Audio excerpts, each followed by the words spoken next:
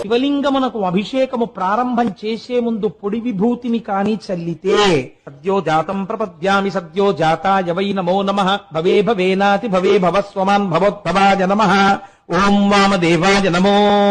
జ్యేష్ఠాయ నమః శ్రేష్ఠాయ నమః కాలాయ నమః అని పంచబ్రహ్మ మంత్రాలు చదువుతుంటారు. వాటితో శివలింగం మీద పొడి విభూతి వేసి ఏ చెట్టు నుంచి ఎన్ని పువ్వులు కొయ్యాలో అన్ని పువ్వులను ఈ బ్రహ్మాండములో ఉన్న సమస్త వృక్షముల యొక్క పూలను కోసి తెచ్చి ఈశ్వరార్చన చేసినటువంటి ఫలితము పొడి భస్మతో అభిషేకమును ప్రారంభించినటువంటి వాడి ఖాతాలో వేసేస్తారు. భస్మ